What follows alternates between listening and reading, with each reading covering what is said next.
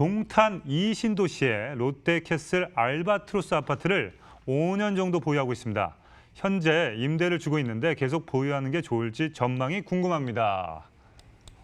자, 네. 우리 전문가님. 지금 뭐 동탄이 작년까지만 하더라도 기억하시는 분들 다 알 거예요. 미분양 관리 지역이었습니다. 아, 그래요? 네. 그러니까 아파트들이 지어지기보다도 공급을 이미 분양을 했는데 입주가 안 된다든가 혹은 분양을 받아도 아파트 값이 안 올라올 거라는 예상 때문에 네. 이 지역에 잘 안 들어갔어요. 네네네. 그랬는데 물론 이제 우리 시청자님이 지금 가지고 계시는 아파트 같은 경우는 여기는 미분양으로는 처졌던 지역은 아닙니다. 그런데 이 지역에 지금 동탄이 아파트 가격이 2019년 봄 1, 4분기 지나서 2, 4분기 때부터 본격적으로 가격대가 막 오르기 시작했거든요. 엄청 올랐습니다. 그러니까 지금 1년 동안 아파트 값이 숨도 안 쉬고 지금 올랐다 이렇게 볼 수 있습니다. 그럼요. 그래서 평균 아파트가 뭐 2, 3억씩 이렇게 올랐다라고 그러니까요. 보시면 맞거든요. 나는 왜 안 했는지 모르겠어요. 네, 왜 안 하셨어요? 그러니까. 이 동탄이 오른 이유를 우리가 좀 이해를 하셔야 그렇죠. 됩니다.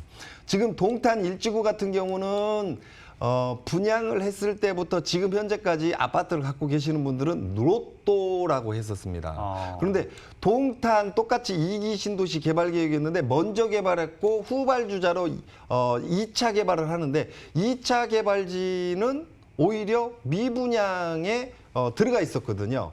이 부분을 우리가 잘 보셔야 할 게 1차로 개발한 데 같은 경우는 대기업이 들어와서 일자리가 형성되어 있는 형태를 띠고 있었습니다. 그렇죠. 그런데 여기 바로 2차 부지 같은 경우는 일자리를 끼고 있지 않은 상태에서 철도와 고속도로로 이렇게 갈라져 있는 이런 형태를 띠고 있거든요.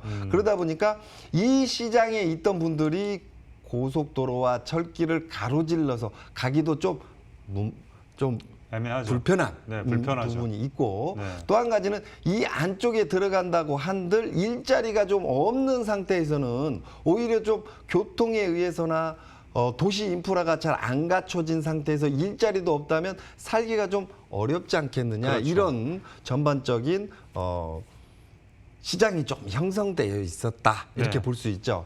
그런데 작년에 봄에 SK 하이닉스 뭐라는 기업이 야. 용인 원산면에 들어오는 구조로 지금 잡혀가고 있습니다.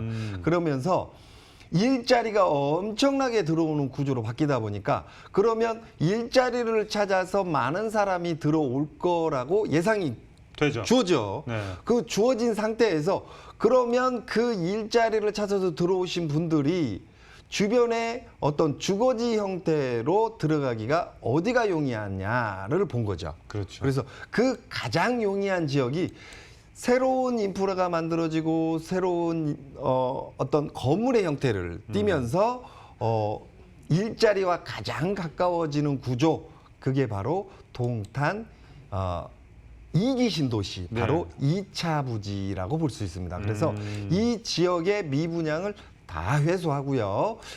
이 지역의 아파트 값이 올라가는 이런 추세로 바뀌었고 또 한 가지는 작년에 1216 정책이 나오면서 서울의 아파트 시장을 좀 묶어가는 이런 구조로 갔죠. 그쵸. 대출도 더 강화하면서 규제. 12억이 넘는 거는 아예 대출도 해주지 말자. 그렇죠. 이런 구조로 바뀌면서 오히려 수도권 지역의 수원이나 용인이나 그다음에 뭐 안양시장, 과천시장, 분당시장으로 좀 중저가 시장으로 좀 움직여지는 그렇죠. 소비 패턴이 관심이 좀 쏠렸죠, 그쪽으로. 수요층들이 네. 들어가는 이런 시장에 거기에 일자리까지 바깥쪽에 엄청나게 거의 뭐 10만 이상의 일자리, 직간접 고용 창출이 일어나는 이런 구조이기 때문에 그 시장으로 많은 사람이 오면 미리 내가 들어가서 좀 선점해 놓으면 미래 가치가 높아지지 않겠느냐 이런 매수 전환으로 움직여지는 시장이 만들어졌다 이렇게 볼 수 있고요. 실제로 이 지역의 아파트인 것 같아요. 이 아파트 같은 경우는 녹지 공간도 주변에 잘 끼고 있고요. 또 가장 가까운 데에 이렇게 골프장도 또 끼고 있고, 그다음에 교통도 굉장히 편한 데다 대놓고 이 바로 앞쪽에 중앙공원 주변에 또 학군도 주변에 또 가까운 이런 형태를 띠고 있고요. 그다음에 이 앞쪽으로 아까 제가 말씀드렸던 동서가 나눠지는 이런 구조에 1차와 2차, 그러니까 동탄 2기 신도시 1차, 2차가 나눠지는 이 부분이 다 지하화 산업으로 들어가는 이런 구조를 지금 한참 공사 중입니다. 그래서 고속도로 지하, 전철 지하 이런 구조로 바뀌면서 이 주변이 전부 다 공원화 시설이 되는 이런 구조고. 깔끔하게 지겠네요. 맞습니다. 지금 현재는 이 1차에서 2차로 넘어가려면 이렇게 조금 우회해서 돌아가는 이런 구조를 갖고 그렇죠. 있는데, 앞으로 근간 여기가 지하화가 사업이 끝나는 이런 구조로 가게 되면 1차에서 2차로, 2차에서 1차로 출퇴근도 굉장히 쉬워지는 이런 구조이기 때문에, 또 앞쪽에 있는 1차 부지, 그다음에 메탄이나 동탄 이쪽에 아파트들은 오히려 이제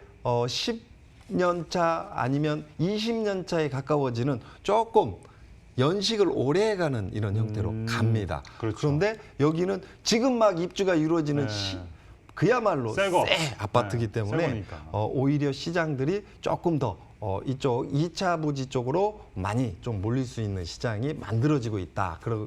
이런 구조로 봤을 때는 이 아파트를 파실 게 아니라 앞으로도 임대 더 놓으시면서 또 보유하시면서 가시는 게 맞을 것 같고요.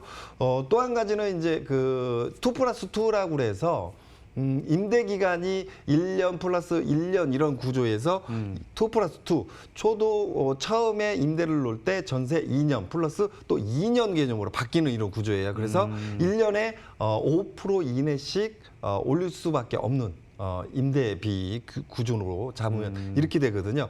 그러면 이 시장이 이제 만들어지게 되면 처음에 전세나 월세를 놓을 때 미리 좀 2년치, 4년치를 조금 더 끌어당기는 효과가 있거든요. 그렇게 되면 전세나 월세 기준이 좀 올라갈 수 있기 때문에, 거꾸로 얘기하면 매매 금액 자체, 수익률이 올라가기 때문에 매매 금액 자체가 함께 동반 상승할 가능성이 굉장히 높다, 이렇게 그렇죠. 보기 때문에 보유, 이렇게 정리를 해드리겠습니다.